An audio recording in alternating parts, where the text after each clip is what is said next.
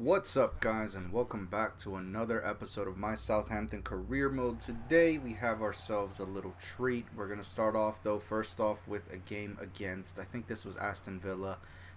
These first two matches, there's three games for today's episode. These first two matches, I think I wanted to try something new where I just started the episode showing you guys the two lineups like this. And while I'm not really opposed to it, it's difficult for me to always remember who we're actually going up against unless the team we're facing has their lineups shown first. And that's not always the case, obviously. So this probably won't work out. So yeah, that's pretty much that. Aston Villa were definitely a defensive side. You can tell here. I mean, 3, 5, 7. There's I think 9 players just in their defensive third, off of one little attack that really didn't mean too much. So yeah, I mean that says it all. Even here, a corner. Obviously, there's gonna be people defending, but there's a lot of them. But anyways, we have made a few changes, I think, to the lineup. I don't remember. But the point is, like I was saying, there's this little treat for us in this episode, and that's basically sealing the deal with this team early on this season, where basically this is our second to last needed win for the season for us to actually claim everything in the league, and that's pretty much what's going to happen here. We beat Aston Villa. Just barely, I think. We started off doing pretty well. You saw right there we scored, but Aston Villa do come back after our second goal, and they were actually very threatening. They started pushing people forward. They had some pace going forward, and they knew what they were doing. I mean, at this point, 2-0, I'm feeling comfortable. It's Aston Villa. I'm not worried. Even though I do have some reserve players out there. Well, I keep saying reserve, but some bench players like Martinez and stuff on the field, but these are still players that I feel comfortable with. That's why they're in the starting lineup. And 2-0 up. I think it's still the first half. Of course, I'm feeling confident. But later in the first half, actually, right about now, well, not now, as soon as the clip comes up, which is now. Right about here is where I start making mistakes. I start getting sloppy. That pass, technically, in a way, isn't my fault. That was meant for Davies, and for whatever reason, it just did not go to him, went straight for their players' feet. And then Grealish with this kind of a finish. I mean, come on. How many times are they going to score that against anybody? And of course, it has to be against me. But yeah, I mean, sure, it started with a mistake on my part, a mistake that I didn't technically commit. But yeah, I should have been a little bit more composed with my passing. Didn't need to force it to Davies, who was already obviously sprinting more or less towards an opposition player. Um, yeah, it's my fault. So 2-1, and like I said, halftime, it's pretty much the late 45th minute. We're at this point in extra time of the first half. I don't really fear them, but, in the second half, they do start causing trouble. And, of course, their only shot is their goal. They do have 52% possession, but the reason for that is because of those 9 shots and 7 on target, where so many shots were actually getting deflected out of bounds. So that obviously would just wind up getting them possession or something like that. And of course, them being so defensive, they're going to have possession most of the time, unless I'm just completely boxing them out. But Gallagher, who has very much taken himself to be the hero of this team in his own way every now and again, goes ahead and makes it 3-1, and that's pretty much going to be the game. The rest, I think, is just... I think that's actually it for clips here. But, yeah, I mean, Gallagher, he didn't necessarily win us the game, but he sure as hell secured it, and it was necessary because, like I said, for the first 10 or so minutes, Aston Villa were really pressing for that second goal. They really wanted to tie it up and then possibly push for a third or whatever they were going to do. But, it was good enough for us to get Gallagher onto that header, who he finishes it really well. Again, 90-plus heading is obviously going to do that for you, but it also takes good enough movement and stuff for you to be able to actually make it into the box or whatever you're going to do, cross it in. So anyways, yeah, Aston Villa definitely gave me a little bit of trouble. But it wasn't too much in the end, which should be expected. But I do want to go ahead and talk about the fact that I'm actually technically all the way recorded up to about episode 50, I'd say. Um, do I score again? No, actually, this is a Sparks miss. This is really just me showing the last shot of the game. Anyways, yeah, I'm all the way up to about episode 50. That was about a week and a half ago. I haven't really touched this series since. 16 shots, 9 on target. Goodness. Um, and yeah, I mean, it's been really, really fun playing this series. It still is, don't get me wrong. But I'm just not going to be doing a lot until I catch up to those 50 episodes, or episode number 50 that I've already got going. Because, it's actually pretty liberating being able to have my own career mode and play that on the side, while at the same time knowing that I already have gameplay for this series. We're about halfway through the next season. But yeah, I mean, like I said, Manchester United, we need to win this game. And of course, I've already spoiled it. We do win it. But the thing is, I beat Manchester United, and I didn't realize we actually won the league. Usually, I don't really pay attention to what the commentators say, Martin Tyler and the other guy, mainly because sometimes what they say is kind of useless information and stuff like that. I've already pretty much heard it so many times that I've more or less tuned them out. But Manchester United did give me a run for my money. In fact, it got to the point where it was starting to get very iffy whether or not I was going to beat them. Because, yeah, I mean, we are pushing them so much. You can see here, those are our only 2 shots, as you can tell by halftime stats, that really mattered this half. And they were the only ones we had on target. Manchester United, very, very defensive, 59% possession. 22 and 23%, I think it was, in their third, or at least in half field. But they go and score this. So at this point, I'm not happy. I've basically been dominating this side, and of course they pull this out of their ass. Nowhere near happy. Very, very upset. We're gonna make some changes as soon as they're done celebrating.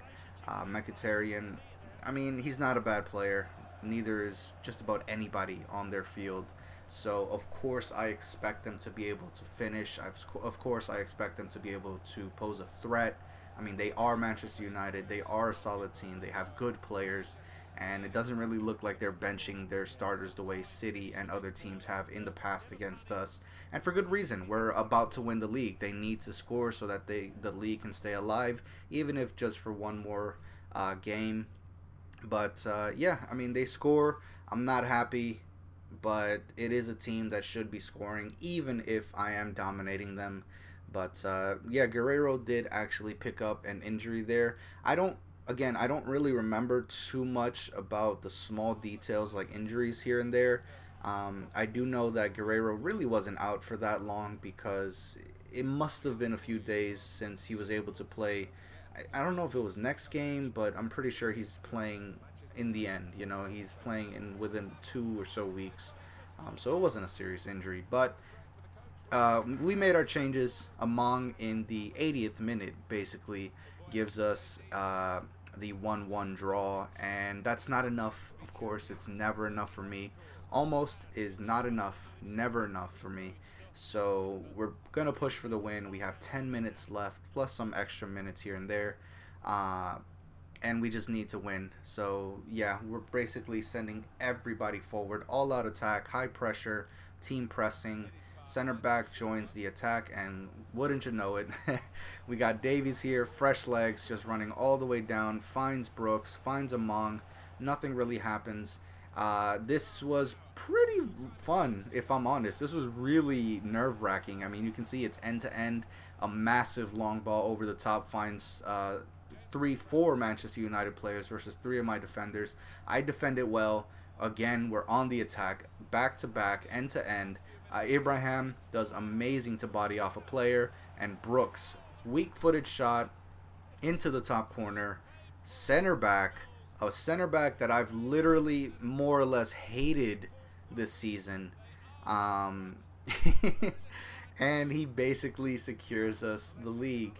This goal, I'll be honest, let me decide on his future, where I felt that he's earned himself at least another season with this club to potentially win more trophies. And that's really it. I mean, I said before, I'm not sure what I'm going to do with him. If anything, I would probably trade him and get myself a different center back, someone I will probably wind up enjoying. He has fantastic stats. He has a great rating, but for whatever reason, Brooks just is not a good fit for me. He's 6'3" or 4, one of the two, yet he's not winning headers. And every time he does, he can't really direct it in the way that he should. And that's terrible because, one, he's tall, he's strong, 90, I think, almost 90 or past 90 strength. Uh, he's got decent jumping. I think it's at least mid 70s. And his heading accuracy is pretty high as well, at least high 80s. So there's no reason for him to have issues with headers, and especially against players that are shorter than him. But whatever, he has issues. His positioning needs work for me. He's not always where I want him to be. Van Dijk has never been a problem. Mamana has never been a problem. The only other person that I've had a similar problem with was Hoedet, and you guys know what happened to him. I wound up sending him out on loan for 2 seasons. Right now, I think this is the first season completed, so he's got one more to go, I think. And yeah, we'll see what happens from there. But regardless, Brooks was the one that secures us the league. That made me decide to let him stay for a little bit longer. Gonna face off against Arsenal. We obviously don't receive the trophy until our next home game, which is this game, Arsenal, very next game. I found it a little funny, if I'm honest, having to face off against a team that's been aching for a league title, and we're actually just playing them, not even actually challenging them. We're playing them just for the sake of playing them at this point because we've already won it all. Redmond here, an amazing turn, but he can't finish. That's literally his whole uh, his whole thing. He does so many good things right. He does the hardest part right, and the easiest he can't do right. So I don't really know what to do with him. He's still effective every now and again, so I'm still not sending him out on loan. But first half is over, and you saw right there, I'm pretty much doing everything I can to score against this side. Czech is making a lot of saves. That Barco finish should have gone in, but I don't know. I don't know if you want to call that a reaction save, a poor shot, whatever. That should have gone in, but it was saved, blocked by Czech, and that was very upsetting. We're going to get a little bit of luck here with Schaff. We're going to take the shot and still miss. Basically, we're just doing everything possible to get this going. Mamana has to steal this from Perez, finds Barco, who then lays it off to Schaff. We're going to finally get something going here. Ward-Prowse, where are we going to go with this? Going to take his space. Let's see, continue to take his space, take out Oneni, not the best defender. Redmond, quick one-touch pass to Merlinkovic, lays it down to Lamina, finding Davies. We are going to drive this into the box. Dolberg, Redmond, and there he is. Like I said, he does the hardest things right, and the easiest he just can't seem to do. But here, at the very least, he can just take a touch and shoot. Basics. This is all you got to do, Redmond. Most of the time, I hardly ever ask him to take on many players. I hardly ever ask him to outpace players, even though he can. I always really just pretty much put him in a position where he just has to finish. I don't know what that motorcycle is doing outside my house. Thank God it's just speeding. And yeah, he finally does it here. Last season, of course, he was the league scorer. He was doing great things, plenty of goals to his name. Now, not so much. Dolberg is sort of in the same boat, but I'm not too upset at him because he, at the very least, is always present, either with assists or just in general being a striker and being able to hold the ball up or distribute it to whoever it needs to go. Here, it's a pretty hard decision. I know that Ward-Prowse is actually going to have to lift the trophy, so I do want to bring on Soria. And if I do that, normally I do put him in Ward-Prowse's position. So, you know, that's pretty much what's going through my head. I decided throw Sepulveda in at striker position. What does he do? He plays around with it too much, And Monreal with easily Arsenal's best chance this game, and he does that with it in the 90th minute. The resulting goal kick, you can see right there, they're trying to mark the short pass, so that means they're on all-out attack. They're trying to get something from this. What do? I send it up to a completely empty, a lone Davies, finding Dolberg, give it to Lamina, and he's just going to do what he does. His pretty trademark finesse shot finish to make it 2-0, secure us this win, and basically just make sure that our final true competitive game is, going to end on a win instead of a draw. Monreal really did have Arsenal's best opportunity there, and Czech, who has been saving them this game, could not do it enough. 2 goals to our name, and that secures us the game, but ultimately secures us a happy end to winning this trophy. So with that, guys, I'm pretty much just going to leave you with the celebration. I don't know why Arsenal are this upset. I mean, I don't even think they were that close, if I'm honest. I think second place was Manchester United, and we ended up beating them for the trophy, so that's even more perfect. But still, Arsenal 5-2, 2-1, or whatever they're running. They tried their little defensive counter-attacking style. It almost worked in one instance, but from there, it was pretty much us. And that's more or less the story for every single game. But yeah, there you go. Ward-Prowse, our captain, going to lift the trophy yet again. And we are going to go ahead and leave it at that. As always, thank you so much for watching. Leave me a comment, subscribe if you're new. 2 seasons done. 2 trophies. Obviously, we have more, but 2 league trophies. And that's it. Peace.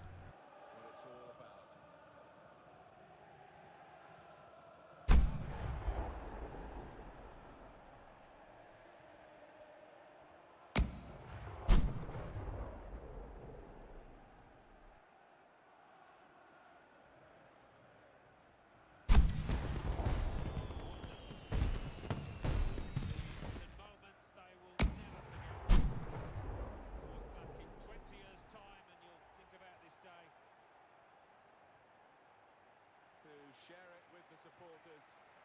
They've had a great bond. Travelling fans, as well as the home followers. They certainly haven't been without the backing that every team needs to go week in, week out in this most demanding of leagues.